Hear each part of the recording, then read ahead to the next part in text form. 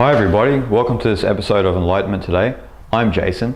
In this episode we are going to speak about the monarchical view of the universe. Now what do I mean by the monarchical view of the universe? The monarchical view is a political analogy of the universe where God is a ruler, a leader, a lord, or more to the point, a dictator. This way of thinking is an entrenched way of thinking that is applied to families, friendships, governments, societies, religions, business, the universe, and even reality itself.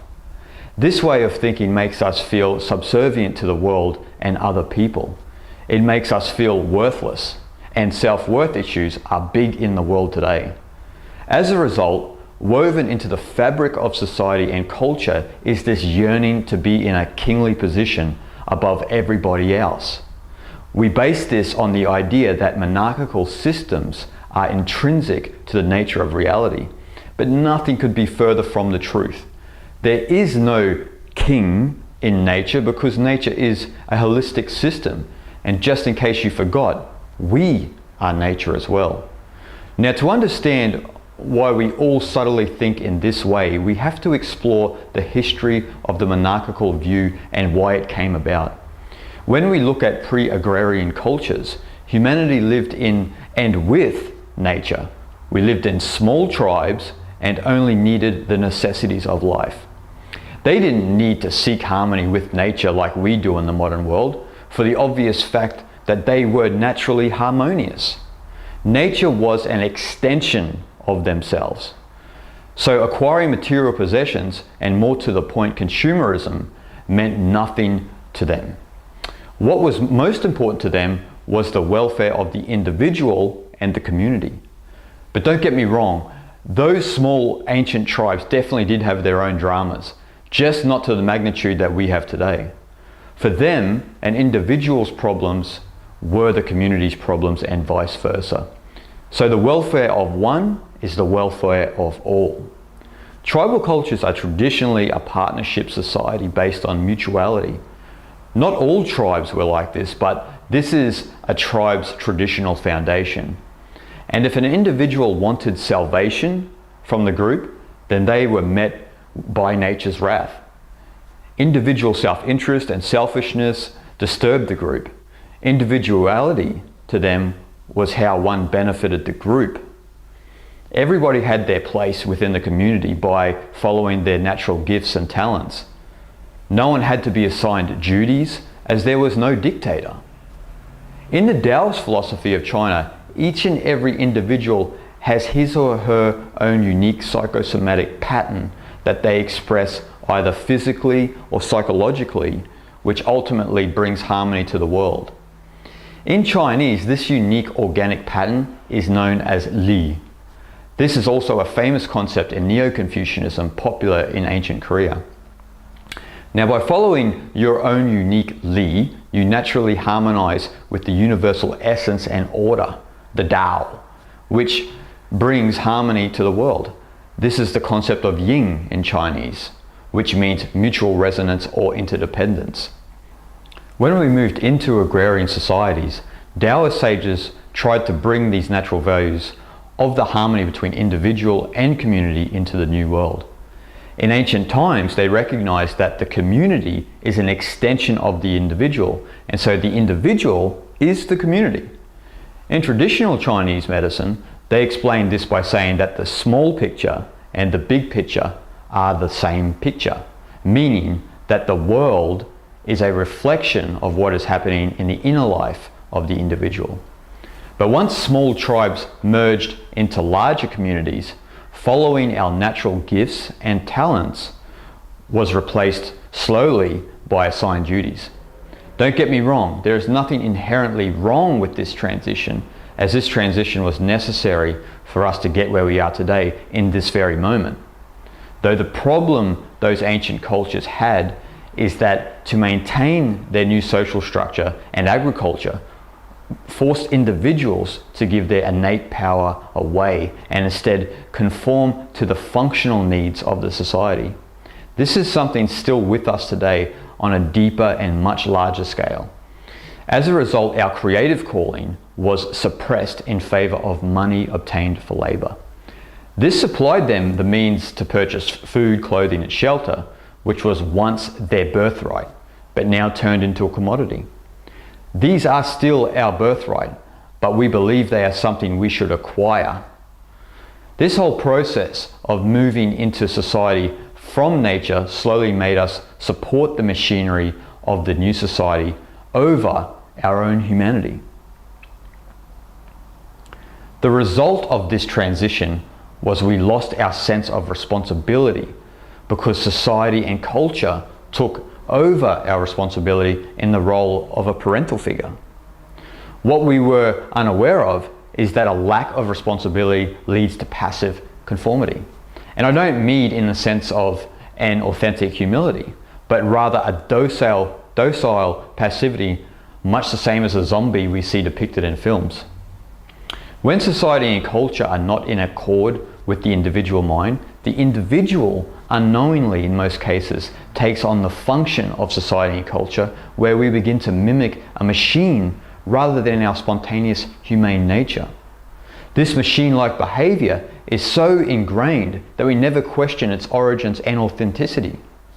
We stupidly relinquish our power away to an unnatural machine. This is the crucifixion of the individual and the sacrifice we all suffer. We crucify ourselves to the social order. This crucifixion is most vivid when we look at the Hindu caste system and the medieval Western Christian society under the feudal system. So when settled agrarian culture is born, a township is built to protect the people from outside influences and threats, such as a hungry lion and so forth and so on. And on top of this, a mental framework is created for people to follow, which includes strict rules and regulations that we should abide by. A division of labor and a division of function is the result. A great example of this, as I mentioned, is the ancient Hindu caste system, going way back to the Vedic civilization. It is made up of the four castes: the Brahmins, which is the priesthood and scholarly class; the Kshatriyas, which is the nobility and warrior class; the Vaishyas, which is the merchants and farmers class; and the Shudras, which is the laborers and peasants class. So you are born into your caste according to your lineage, and you don't have any say about it. A direct reflection of this is the caste system under the medieval Christian society, under the feudal system.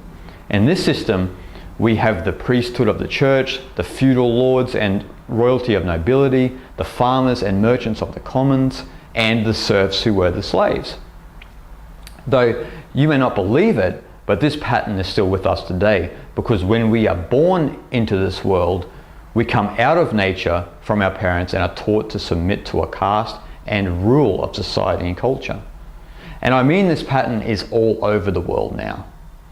Keep in mind though that there are spiritual benefits of a system like the Hindu caste system, because when you are born into a caste, you are supposed to give yourself fully to that caste, which is the crucifixion of your ego to the society.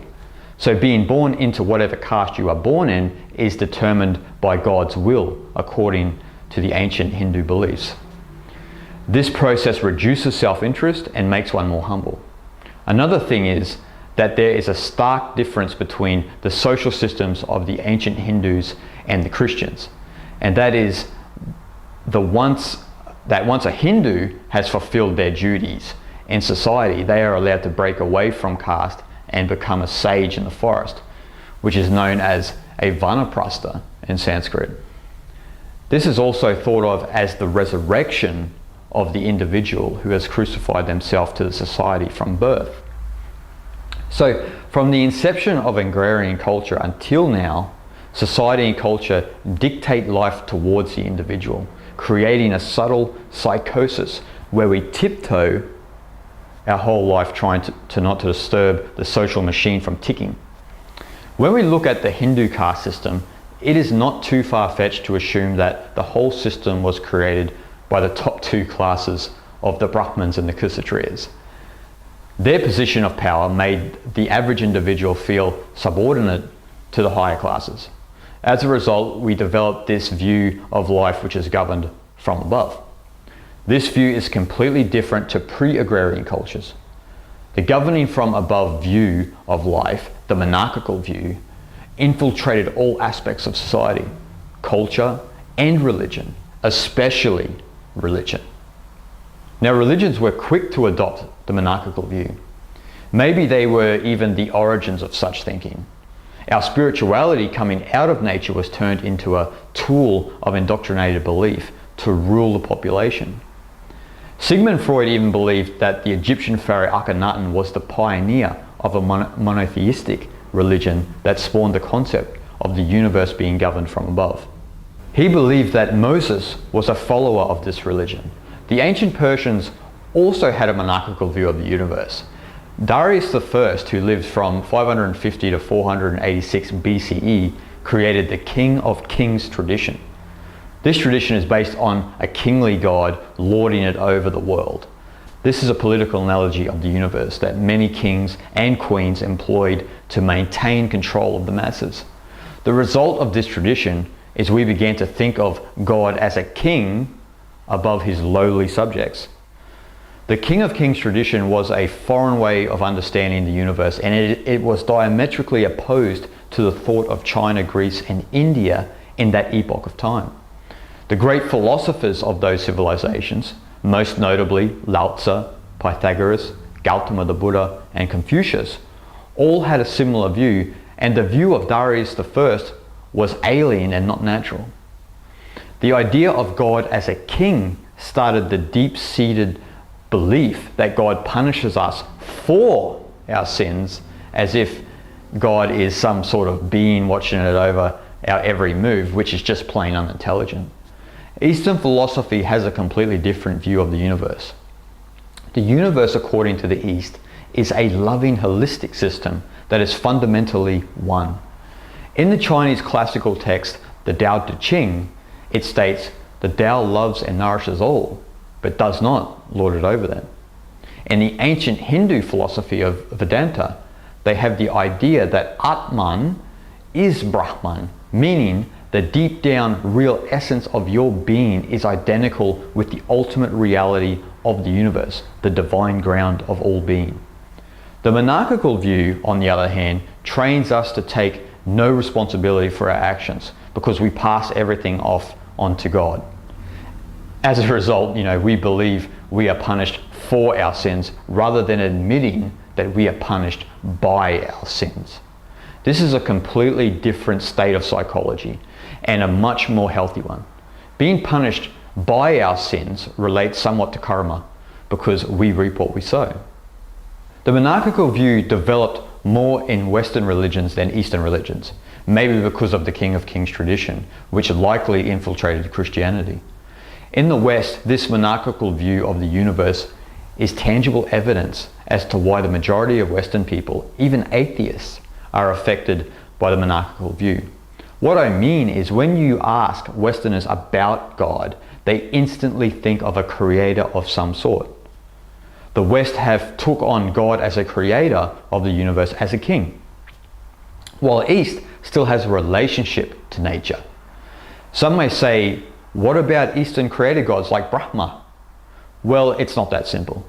When you speak of Brahma the creator, you have to talk about the other two gods of the Hindu Trimurti, Shiva and Vishnu. This trinity of gods are personified deities which represent the cosmic functions of creation, maintenance, and destruction, meaning that Brahma is the creator, Vishnu is the preserver, and Shiva is the destroyer. These can be thought of in many ways, as the process of the cosmos or the individual process, meaning the death of the ego to the ultimate reality, Brahman. Remember, Brahma and Brahman are different. The three gods are only the universal process coming from the source of all existence, which is one with you and I, Brahman. Most Eastern spiritual paths view the universe as an organism that grows without any aspect of monarchy, because monarchy is basically a human concept. These differing views are deep-seated within our consciousness. For example, a Western child will often ask, "How was I made?" while an Eastern child will ask, how did I grow? This fundamental difference can be attributed to the book of Genesis. In Genesis, the universe is made in the same way a carpenter builds a house. The world then is an artifact from the hands of an all-governing creator God. Remember, Jesus is the son of a carpenter and also the son of God. This is an allegory to explain this creator-created view of the universe. Alan Watts called this the ceramic model of the universe. This view assumes there is a difference between maker and made, and creator and created. We need to remember that anything created is made from the outside inward, like the way a sculptor carves wood. The universe is not made, it grows. And anything that grows in nature manifests from the inside out. Think of a flower. A flower blossoms from a simple, humble bud. The monarchical view destroys the individual's naturalness and eclipses our essence, which makes us believe we don't belong. The East intelligently explains that you are the Atman, which is Brahman. You are that. You are enlightened. But the reason you don't experience it is because you maintain patterns that no longer serve you. And one such pattern is the monarchical view of the universe.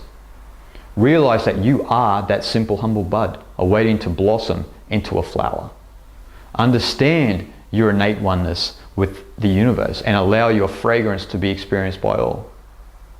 Now, to understand more about the monarchical view of the universe, I recommend that you read my book Enlightenment Now, which goes into this topic in depth. Thank you for watching today, and see you next time. Hey everybody, thank you for watching this episode of Enlightenment Today. If you enjoyed this episode and want to see more, please subscribe to my YouTube channel right here. Also, to watch some of my previous episodes of Enlightenment Today, click down here, okay? So thank you for watching, and let's continue to learn, grow, and love more together.